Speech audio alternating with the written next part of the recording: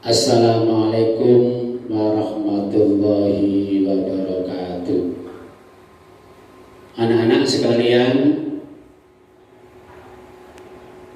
pada kesempatan hari ini kita berjumpa dengan pesantren kilat, yaitu Pondok Ramadan. Oleh karena itu, pada materi Pondok Ramadan kali ini, materi bab sholat. Sholat ini di ilmu fikih pada materi kelas berapa? Kelas berapa? Fikih tentang sholat. Masa kelas 4, kelas 5 itu tentang sholat? Kelas 3. Biasanya kalau kelas 3 ini sudah mengenal tentang sholat jamak dan qashar. Tapi kalau sholat wajibnya mungkin pada kelas 1 dan 2, kelas 1 dan 2. Ya anak-anak sekalian yang sangat kami cintai, untuk materi kali ini tentang sholat. Coba ya diperhatikan ya.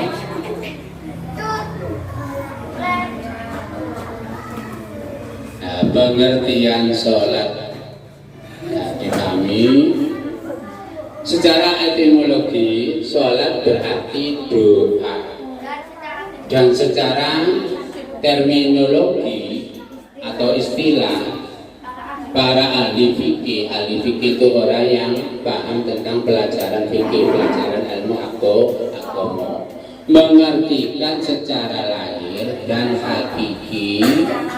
Secara lahiriah, sholat berarti beberapa ucapan dan perbuatan yang dimulai dengan takbir dan diakhiri dengan salam, yang dengannya kita beribadah kepada Allah menurut syarat-syarat yang telah ditentukan. Jadi syaratnya yang sudah ditentukan. Dalam pengertian lain, sholat ialah salah satu sarana komunikasi antar hamba dengan Tuhannya, sebagai bentuk ibadah yang di dalamnya merupakan amalan yang tersusun dari beberapa perkataan dan perbuatan yang dimulai dengan takbiratul ihram dan diakhiri dengan salam, serta sesuai dengan syarat dan rukun yang telah ditentukan syarat. Anak-anak sekalian yang sangat kami cintai, mungkin sampean sudah pernah melaksanakan sholat belum? Sudah pernah melaksanakan sholat belum? Atau belum kenal sholat?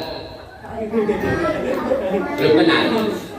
Saya kira anak-anak semuanya masalah sholat sejak masuk di TK, ya, di naungan Nahdlatul Ulama sudah dikenalkan tentang sholat. Ini Jawa marani sembahyang, ngoten sih. Nah, sholat itu kalau secara langsung ya, kalau melihat dari situ sampai buka apa? Tak atas waktunya. Ya. Jadi kita melaksanakan sholat, ya. Kalau sudah diniatkan niat sholat, andai kata sholat zuhur, usolli fardhu dhuhri arba'a raka'atin mustajilati belati adaan mahmuman lillahi, diawali dengan takbiratul. Bagaimana kata takbiratul ihram? Mengangkat kedua tangan, disentuhkan pada tangannya, diangkat sambil mengucap Allahu Akbar. Tangannya disentuhkan. Yang mana yang di luar? Yang kanan apa yang kiri? Yang di luar yang kanan apa yang kiri? Kadang-kadang kalau sendak takbiratul ihram itu ada yang gini. Coba ada yang gini ya. Nah, awas. Ada semacam ini. Jadi Kalau takbiratul ihram sendakep, ini tangan kanannya di luar, jangan sampai menyentuh pada siku itu cara takbiratul ihram. Kalau sudah mengangkat tangan dengan mengucapkan takbiratul ihram, Allahu Akbar, ya, pikirannya fokus ngadep nampengi pengiran. Terus gak oleh tolak-tolak, gak oleh melirik kancani, gak oleh muasno klambine kancani, klambine ana tulisannya I love you. Aura suwun tulisan. Jadi makanya pada saat sholat yang baik itu pakaian harus yang bersih, yang rapi, dan jangan sampai ada tulisan-tulisan yang jorok supaya tidak ganggu dengan teman-teman. Nah, kalau sudah takbiratul ihram dilanjutkan dengan doa-doa yang lain. Ya, berlanjut ya. Paham ya? Jadi diawali dengan takbiratul ihram dan diakhiri dengan ucapan salat. Salat dapat disimpulkan bahwa salat adalah merupakan ibadah kepada Tuhan berupa perkataan dengan perbuatan yang diawali dengan takbir dan diakhiri dengan salam menurut syarat dan rukun yang telah ditentukan syarat. Juga salat merupakan penyerahan diri lahir dan batin kepada Allah dalam rangka ibadah dan mohon ridho. Jadi ini sampean sholat ya, kudu ngerti syarat rukun. Apa syarat rukun sholat? Nanti ada lanjutannya ya, nanti ada. Lanjut.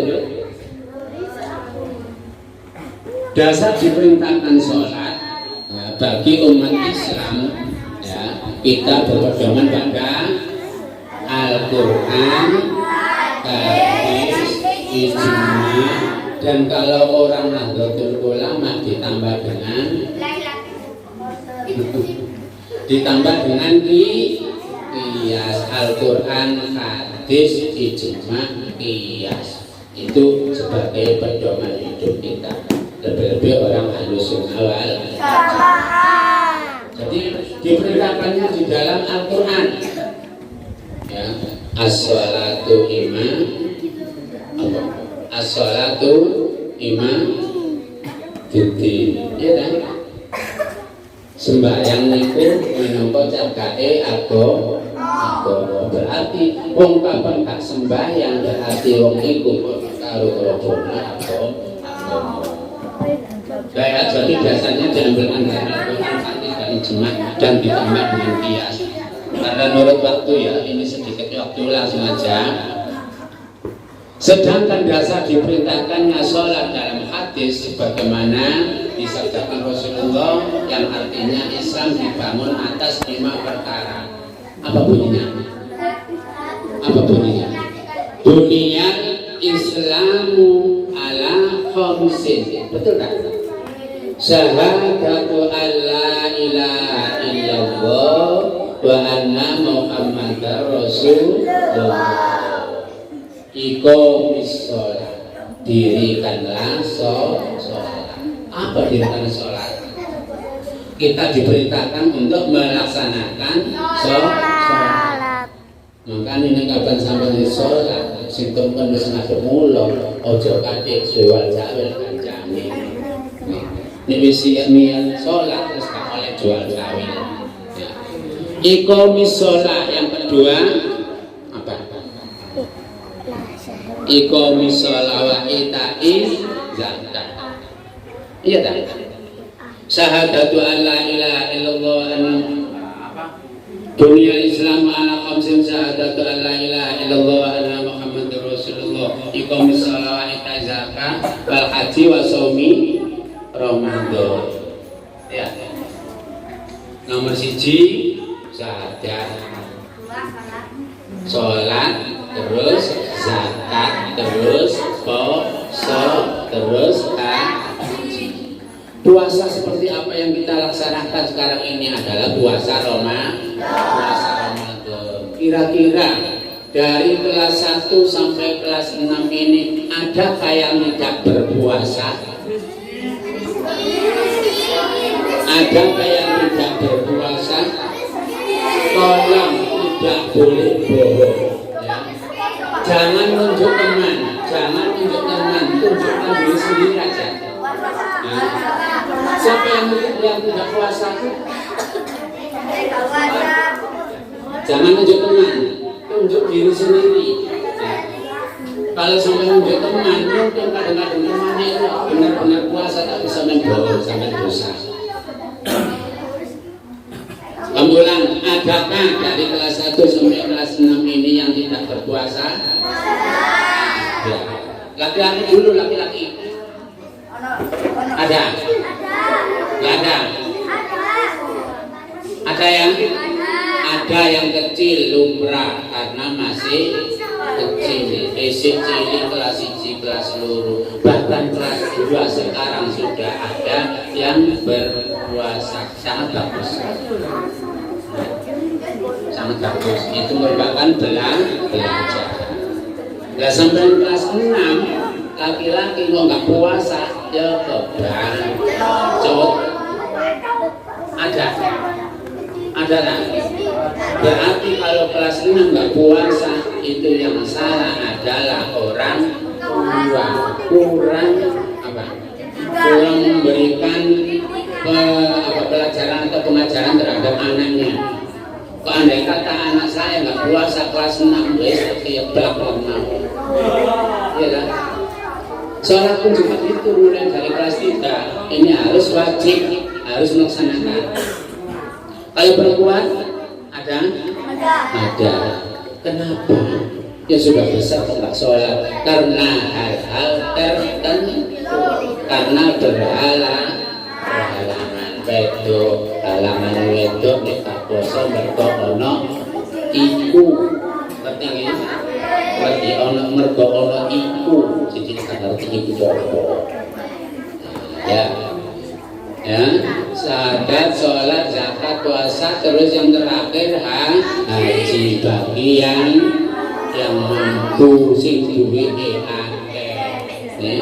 Duwe akeh sugih mampu kena berangkat haji. Lanjut ya. Sekarang kedudukan dan hikmah sholat. Tolong diperhatikan. Karena ini pondok Ramadan ini pondok singkat kilat cepat selesai. Jadi langsung aja. Sholat mempunyai kedudukan istimewa daripada ibadah-ibadah yang lain. Di antaranya ya, sholat merupakan tiang agama. Tadi sudah dibacakan kan, as-sholatu iman apa? Iya kan? As-sholatu iman doa. Sholat adalah tiang agama, sholatu iman buddin ya. Di sholat itu tiang agama. Yang kedua, sholat merupakan ibadah pertama yang diwajibkan kepada hamba ya. Jadi sholat itu merupakan ibadah simpulan diwajibkan anggone kula sampeyan selaku umat Rasulullah sallallahu alaihi wasallam yang didapat ketika sedang melaksanakan apa? Ingat enggak? Ayo, Rasulullah sallallahu alaihi wasallam mendapat perintah sholat itu ketika dia melaksanakan apa? Isra Mi'raj bagus ya.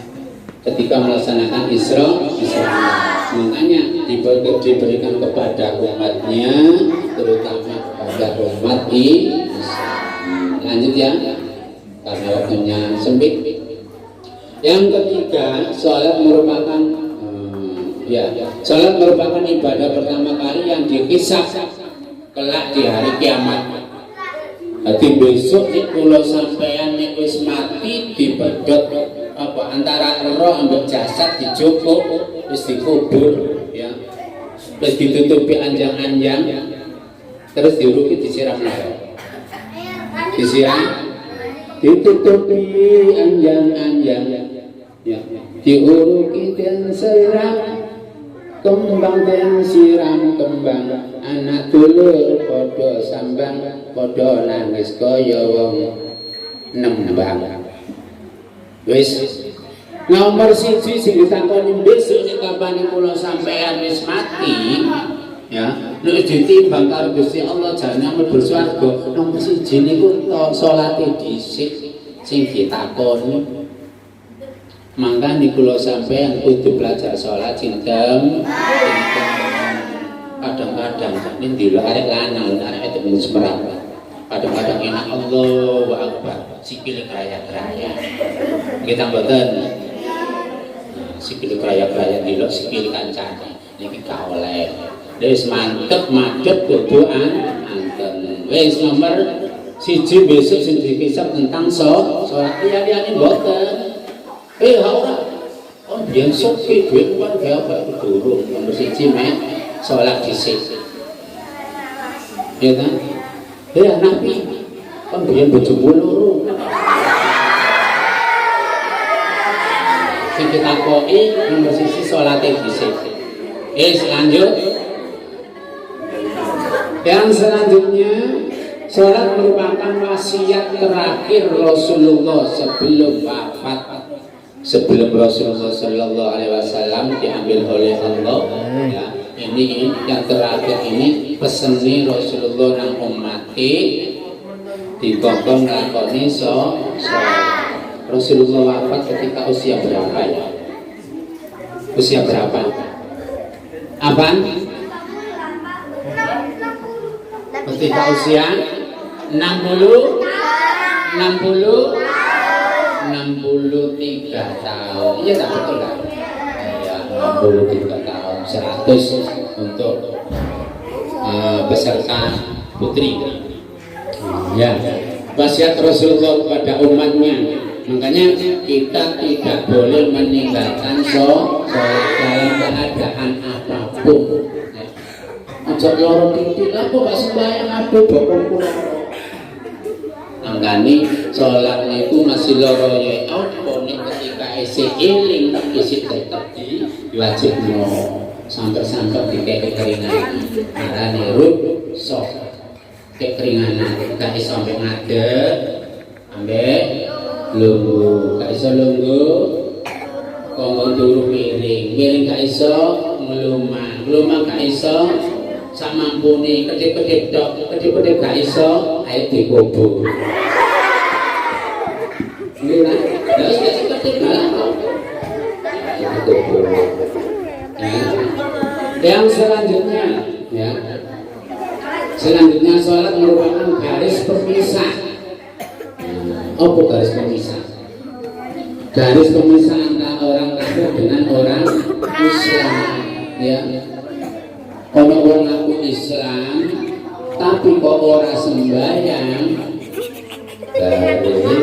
aku Islam tapi ora sembahyang, ngakuni Islam tapi gak kalau sembahyang, berarti itu digolongkan dengan orang.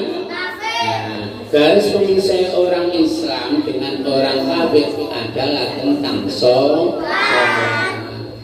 Makanya dia sampai tak kepingin tadi orang kafir sholat sing temenan. Lanjut, sholat juga menjadi ukuran berkembang bijaknya ajaran Islam di muka bumi. Ya, jadi ini kalau sampai ini teman-teman sholat ketok jelas ketok api pelakunya api, ya kan? Lu goni isi urip durung mati. Ini berarti teman-teman kalau sampean tadi wong sing tadi wasil iman. Lanjut, sholat merupakan jaminan masuk surga. Jelas. Ya. Jaminan masuk surga. Nah, saya gak belum sholat, kenapa masuk surga? Sopo sih ngerti? Karena sholat merupakan perintah Allah. Jadi kita diperintahkan nomor satu sholat, ya. Dan juga semacam ini juga ya perintah. Apa itu? Puasa. Lanjut, sholat merupakan syiar Islam utama dan penghubung hamba dengan Tuhan. Jadi sholat merupakan syiar Islam. Kepengen ketok supaya sholat, supaya agama Islam ini berkembang terus, berkembang baik, kelihatan, kita pun harus melaksanakan sholat. Lebih-lebih hidup di suasana yang sangat minim. Urip sing ngene suasana wong sing kurang mengerti tentang agama. Nek kula sampeyan salat ini diketokno jamaah dan lain sebagainya, Pak, insyaallah itu kelihatan sihar Islam. Paham ya kedudukannya? Sekarang lanjut. Di antara hikmah besar dalam sholat, satu, mencegah perilaku keji dan mungkar. Wong sing jangan melakoni sembahyang iku iso nyegah perkara sing elek. Ya, contoh bahwa titik-titik wis duwe rasa dendam karo kanca. Meneng-meneng maneh rasa atine mantel mergo gelem salat mangkele ilang. Jange nyolong jambu umpama. Ya. Teko dolen ketok jambu gede-gede. Nah, jambune nek gede-gede. Awas lho, kapan dalu tak judul. Karena dia mau melaksanakan sholat sehingga ingat apa yang kita laksanakan yang tidak baik. Kalau kita selalu ingat kepada Allah, Pak, insya Allah tidak terlaksana. Satu, jadi bila melaksanakan sholat, ya, hikmahnya bisa mencegah dari perbuatan yang tidak baik. Dua, membina jiwa dan membersihkan roh. Bina awak di pulau sampean, ya. Jadi dari berdisiplin dan mematuhi segala peraturan. Boleh belum sholat temenan, sembarangi bakal disiplin, ngomong sak ngomong karo konco ya bakal api. Halo, harus isin kerenan, nek isin kerenan tak enak. Ya, nomor satu syaratnya harus beragama Islam. Tadi nek wong agama apa? Islam. Nah, nek sampai aku Islam harus melaksanakan sholat. Nek gak Islam apa sholat sah? Syarat wajib loh ya, syarat-syarat sholat. Kalau nggak Islam, ya enggak. Kudune Islam sisi. Nomor loro berakal. Berakal sehat. Akal sehat niku napa? Akal sing sempurna. Ngerti abang ijo elek api wis gede ya, ngerti sembarang dene akal sehat. Siji akal sing gak sehat, akal gak sehat wong sing gak duwe isin. Masih di sini gak ngerti blas dene sampean kene ono sing gak duwe isin berarti gak sehat ya. Jadi duweni isin, akal sehat dan tamyiz atau balik, ngerti perkara elek lan api. Jadi Islam, akal sehat, terus apa?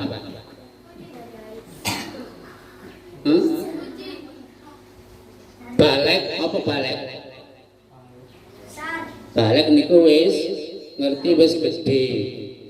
Nek wong lanang wedok tengere nek lanang, tengere nek balik niku duweni setrum sing paling gede. Terus setrume apa? Nggih ta? Nek wis kelas 6, kelas 5 pun dipelajari mungkin. Setrume gede. Ngomong arek wedok didik nyaut suwet. Ya ta? Lho, nyaut nang gone kabel. Nggih ta? Akhire terjadi apa? Waktu tidur diberi apa? Tanda-tanda mimpi basah alias boten ngompol. ngipini kepet tapi duduk pesing. Ya, Mbak Didi wis muni sampean ngrasakno dulu. Nek wedok menurut ilmu fikih usia 9 tahun. Nek kapan tengerine wedok kapane wis mengeluarkan darah kotor alias haid, bukan nifas. Mulai nifas. Haid dhisik. Mengeluarkan darah kotor. Ya. Selanjutnya suci dari haid dan nifas. Di kemang wis suci dari hadas kecil dan hadas besar. Ngerti ya? Hadas kecil ngicalani ngilangani menggunakan wudu, sedangkan hadas besar menghilangkannya dengan mandi junub alias mandi junubah. Terus meni-meni ngerti dhewe soalnya waktu mek iki lho. Singkat mawon. Ini syarat-syarat sholat. Ngerti ya syarat sholat ya? Islam, balik, tamyiz ya. Suci hadas kecil, hadas besar, apa? Suci dari haid dan nifas. Selanjutnya syarat sah sholat. Ya. Sembayangnya iso sah. Ya, diterima insyaallah niku kudu ana wolu. Nomor 1 suci dari 2 hadas kemang, hadas kecil dan hadas besar. Ini syarat sahnya. Ya, nomor 2 suci dari najis yang berada pada pakaian, tubuh dan tempat sholat. Ya. Suci dari 2 hadas kecil hadas besar tadi caranya sudah ngerti. Yang kedua, suci dari najis yang berada pada pakaian, tubuh dan tempat sholat. Contoh sekarang, pada waktu sampean sholat, ya kan? Sampean sebelum sholat, ini pakaian sampean nggak tahu, sampean cendelan, barang cendelan, gak ero. Ana wedhus mlayu. Wedhus mlayu niku ambek pipis muncrat jeruk nang nggone pakaian. Kulane pakaiane didekek nduk rada menisor. Sampeyan enggak ngerti. Karena sampeyan enggak ngerti pada saat sholat memakai itu tadi, terus dielingno karo kancane. Alam ero. Pakaian iki malah mari kena uli wedhus. Diomongi, pakaian iki kena uli wedhus. Lah ngene iki kudu napa? Gak boleh diterusno soal pakaiane najis. Ya. Yang kedua, tempat pada saat sholat Allahu Akbar. Wis oleh sak rakaat terus ngadeg. Mari ngadeg dadakan ono apa? Kalau taek cecek itu najis yang makruh, najis yang di apa? Di apa itu ya? Dimakan. Soalnya makruh ini. Tapi ini telah tekek telpok sak mangkok ngomong. Masuk tekek sak mangkok tekek sak pira. Pas nelpon ngarepe asli ya, awas hati-hati. Pas nelpon ngarep sampean ketika sampean sholat, bagaimana caranya? Dibuat. Diumbah. Apane sing diumbah? Jadi caranya sampean pada saat ruku ya, pas iktidal sami Allahu liman hamidah telpok nelpok sampean jangan sujud ana telek senemplok. Bagaimana caranya? Sampean pindah tempat, bisa ke belakang bisa ke samping, tapi pindahnya ojo mencolot. Nah, contoh jadi langsung aja pada saat mau sujud ya Allah, nah pindah satu langkah ke belakang ya juga satu langkah, ke depan juga satu langkah. Kok satu langkah masih ada, masih nyampe, pindah lagi. Jangan sampai 2 atau 3 langkah berurut-urut. nggak boleh. Jadi satu langkah kok masih ada, pindah lagi. Itu caranya. Jangan terus, wih, ono ibu buyar. Enggak. Itu caranya. Yang ketiga, apabila berada pada apa ya tadi? Pakaian sudah tubuh, ya awake dhewe. Padha mek pakaian mang nek ngono wis. Tempat sudah. Sekarang lanjutnya aurat laki-laki yaitu apa? Bainas surra war rukbah, antarane pusar dan lutut. Nah, ini aurate wong lanang. Eling-eling. Bainas surra kundi antarane pusar iku apa sih? Nah, sampai-sampai nang sumber udel wingkol. Ya ta? Antarane pusar udel sampai lutut niki nek wong lanang. Pak ning ngono lah epe lah. Mboten epe wis dadi aturan. Dadi wong lanang niku kapan salat niki ditutup niki sampai tutup dengkul isor dengkul. Pak nek ngono kula nek salat ngoten mawon. Iya ta? Kula gak kambenan, gak kopiah, gak sarungan tapi gawe kulot. Gawe kathok 3/4. Gimana kira-kira? Nah, saiki diibaratno, saiki ngene. Contoh, Jafar Rabi. Nah, jelas nanti gede. Terus, ya kan? Rizki Alam Jovan diundang. Kabeh-kabeh padha teko. Kira-kira nek diundang pada saat resepsi pakaian elek tapi nah, dadakan alam. Alam teko pakaiane sisiane bokonge ketok.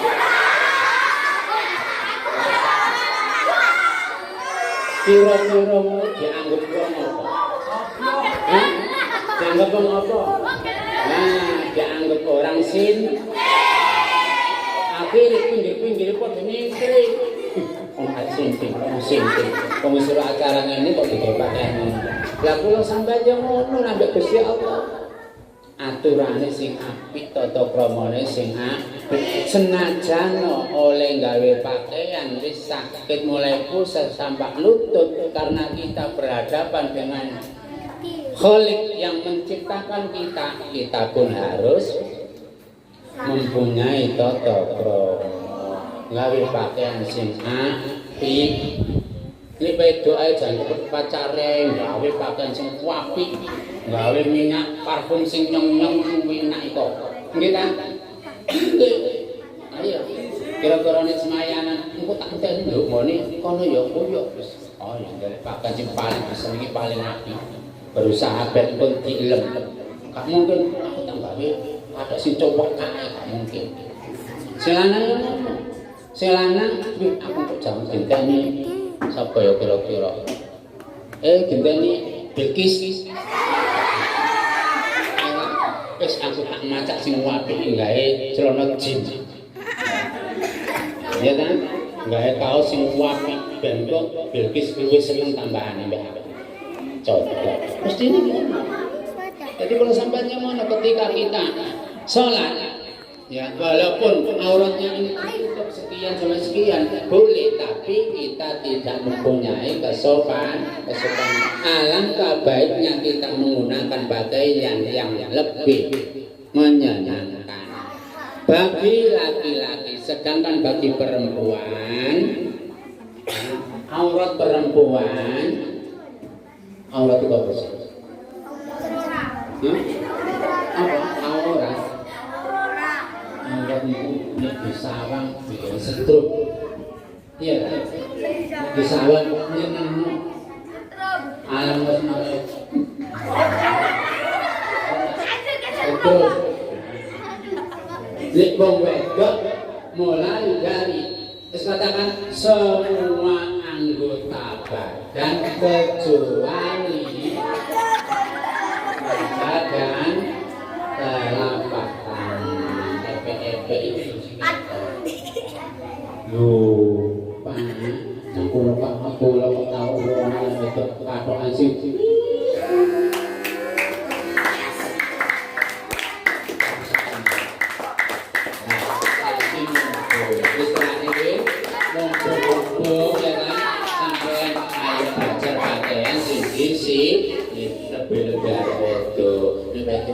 Jadi pakaian ya ojo sampai ngundang apa? Ngundang hati cekser terulanan. Kan? Tuh. Anak-anak sekalian, karena waktunya apa ya? Nggak nyampe. Ya. Nggak nyampe ya? Kita nggak nyampe. Cukup sekian. Mudah-mudahan sekedar apa yang kita sampaikan ini ada guna manfaatnya dan mudah-mudahan kita bisa melaksanakan dengan baik. Amin. Allahumma. Kami akhiri. Wassalamualaikum warahmatullahi wabarakatuh.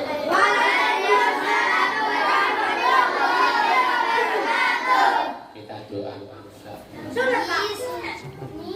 Oh ya, sholat dulu, sholat duha. Kita doa dulu sekarang keluar. Bismillah.